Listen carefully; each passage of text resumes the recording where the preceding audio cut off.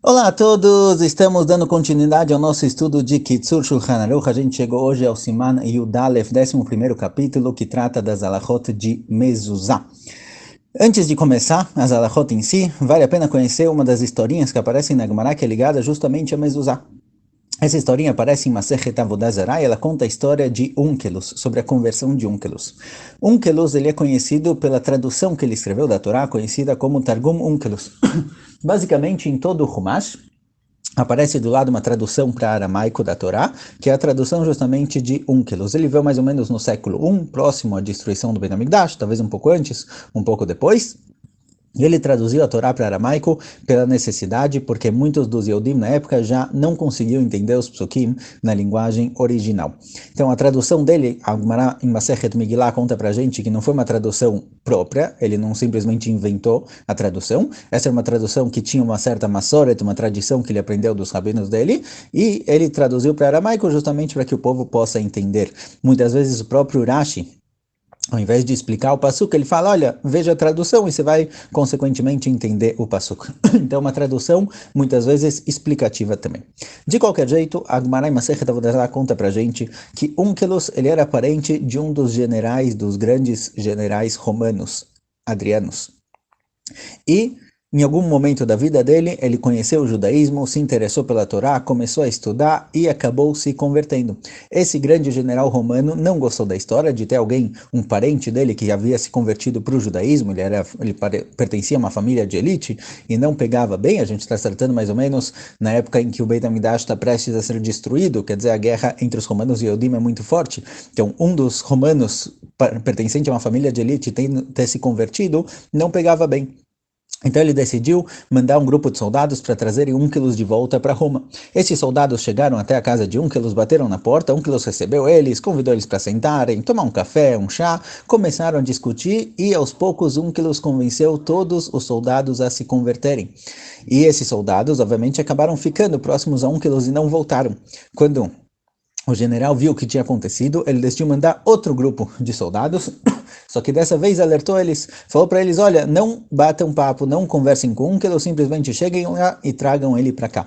Bom, esses soldados já chegaram com a cara um pouquinho mais fechada, Onkelos percebeu o que estava acontecendo, e ao invés de começar a conversar, a discutir, fazer perguntas, Onkelos falou para eles o seguinte, olha, deixa eu contar para vocês uma coisa. Geralmente, em qualquer hierarquia, na realeza, por exemplo, a pessoa mais importante, quando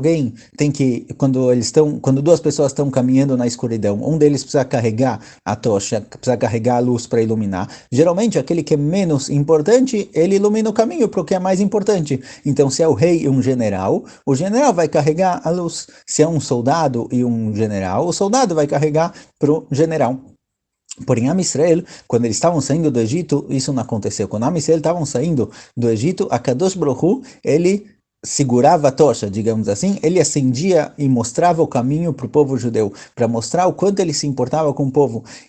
E os Gerim, e os soldados, quando viram essa história, viram que a Kadosh Baruch Hu protegia, acompanhava o povo dessa forma, também decidiram se converter. Passou mais um tempo, quando os soldados não voltaram, o parente Adrianos percebeu que eles não iam voltar mais e decidiu mandar mais um grupo de soldados para tentar trazer Onkelos para casa. Só que dessa vez avisou eles o seguinte, olha, quando vocês estiverem lá, quando vocês estiverem trazendo Onkelos, não conversem com ele, não falem com ele e não escutem nada que ele tenha a dizer. Bom, chegaram lá, esses soldados estavam com a cara muito mais amarrada, Onkelos percebeu que não tinham o que fazer, eles diretamente entraram na casa, prenderam Onkelos e começaram a levar ele embora. Quando estavam saindo da casa, Onkelos parou um segundinho, conseguiu parar, colocou a mão na mezuzá e começou a sorrir, colocando a mão na mezuzá. Os Hayalim acharam estranho, os soldados acharam estranho essa história. O que você está rindo? O que é esse negocinho que você tem na parede, na porta, que você está rindo? Na hora que eles abriram a conversa, Onkelos percebeu que tinha com quem falar. Até agora ele sabia que qualquer coisa que ele falasse simplesmente não iam ouvir ele, mas na hora que eles abriram a conversa, fizeram a pergunta, Onkelos percebeu que tinha chance, tinha com quem falar. Então Onkelos respondeu para ele o seguinte, olha, geralmente no mundo afora, a gente vê que quando você tem um rei, quando você tem alguém importante, o rei fica dentro de casa, E os escravos, os seguranças, ficam do lado de fora, protegendo o rei. Mas a Kadosh Baruch Hu, ele faz o contrário. Ele fala para Am Israel entrarem dentro de casa e ele vai ficar do lado de fora, protegendo a casa. Essa é a ideia da mezuzá. Assim falou um Deus para ele. A mezuzá que fica na porta é uma proteção. Hashem disse para Am Israel, Hashem ishmor tzedcha voecha me'ata ve'adolam, que a Kadosh Baruch Hu protege a saída e a entrada da pessoa de casa para sempre. Ou seja, a Kadosh Baruch Hu, ele mandou para a gente colocar essa mitzvah de mezuzá, representando a proteção que ele traz para casa. E na hora que eles ouviram essa história, também esse grupo de soldados decidiu se converter, e aí o parente de Onkelos decidiu que não tinha o que fazer, desistiu dele e não mandou outras pessoas. A gente vê de qualquer jeito que a mezuzá é uma das grandes mitzvot que representam o carinho e o amor de Akadosh Baruch Hu por Am Israel, a proteção que ele traz para o povo. Obviamente, quando a gente cumpre uma mitzvah, por mais forte e por mais emocional que seja a explicação, a gente tem que saber que a mitzvah ela tem dois lados. Tem o lado emocional, tem o lado intelectual, que a gente se identifica com a mitzvah, e tem o lado que a gente cumpre ela porque ela é uma mitzvah, porque é uma obrigação. Então, assim também para a mezuzá, a gente vai colocar a mezuzá de qualquer jeito, sentindo ou não a proteção, a gente coloca a mezuzá. Além disso, é interessante, é importante conhecer isso, que a Kadosh Baruch Hu, ele protege todas as pessoas que estão na casa através da mezuzá. Então vamos lá. Fala o Kitzur Shulchan Aruch na Halacha Aleph. Mitzvah taseh likvoa mezuzá bechol petach. Existe uma mitzvah taseh, uma mitzvah da Torá, de colocar mezuzot em cada uma das portas da casa. Ve'afilu yesh lo kama chadarim ulechol cheder kama ptachim asuim leknisa ve'etziah, af al pi שהוא רגיל רק באחד מהם, מכל מקום כולם חייבים במזוזה. Mesmo que a pessoa tenha dentro da casa vários quartos, e às vezes no mesmo quarto tem algumas portas, tem algumas passagens, portas feitas para entrar e sair, certo? A gente vai ver que uma das halachot para obrigar a colocar a mezuzá tem que ser uma porta que é feita para entrada e saída. Mas um depósito, por exemplo, que tem uma janela pela qual jogam coisas para dentro, mas ninguém passa por lá, entrando e saindo, não tem obrigação de mezuzá. Mas de qualquer jeito, portas que são comumente feitas para entrar e sair, mesmo que tenha várias portas, a pessoa só tem costume de usar uma das portas, as outras geralmente ficam fechadas. De qualquer jeito, todas as portas têm que colocar nelas mezuzá. ואפילו אם נתמעטו הדיורים ואינו צריך עתה רק לפתח אחד, מכל מקום כולם חייבים. Mesmo uma casa que, por exemplo, ela tinha algumas portas porque tinha alguns moradores e cada um tinha uma passagem especial, mas os quartos eram unidos pelo centro da casa, mesmo assim, mesmo que não tem gente morando nesses quartos, se a casa em geral pertence a alguém, esses quartos podem até ser usados, tem obrigação de colocar mezuzá em cada uma das portas. Achim esh eze petach sheino asui mas se tem uma porta que não é feito realmente para entrar e sair, é uma porta que simplesmente serve para colocar coisas para dentro, tipo um depósito, geralmente no depósito ou quando você dentro de casa uma dispensa, a gente entra e sai da dispensa, então isso obrigaria sim a colocar mezuzá. Mas quando é uma porta que é feita só para empurrar as coisas para dentro e de lá as coisas passam por outra porta ou por algum outro lugar, mas ninguém entra e sai por essa porta,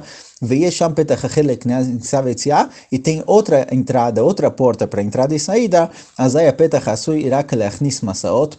aí nesse caso a porta que é feita somente para colocar carregamentos para dentro, alguma coisa do tipo, tapatur não tem obrigação de colocar nela mezuzá.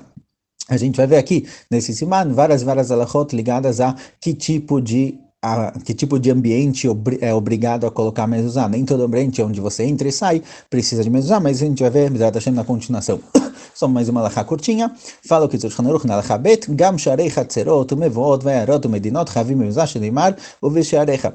Também portões para pátios, ou a entrada, ou mevot quando tem várias casas que são conectadas por um pátio que sai para a rua, e são lavoi, a entrada da cidade, a entrada do país, que seja, todos esses lugares, se tiver um batente, for um lugar com um teto, a gente vai ver que realmente lugares que não tem teto, qual é a obrigação de colocar mezuzá, se precisa ou se não precisa, colocar brachá ou não, na continuação a gente vai ver, mas qualquer ambiente que tenha uma porta, tem que se colocar nele mezuzá, a gente vai ver quando faz brachá, quando não faz. Por exemplo, só para demonstrar aqui a ideia, na entrada para Jerusalém, quem passa pelo Shariafo, que está entrando em Jerusalém, na Cidade Velha, tem aquele portãozinho que a gente vê que realmente é um portão fechado, que daria para fechar as portas, ele é coberto, ele tem teto, ele tem um batente, lá temos uma mezuzá, mesmo que não é uma casa, não pertence a uma pessoa particular, já que a entrada para a cidade é um portão da cidade, tem que se colocar nele mezuzá.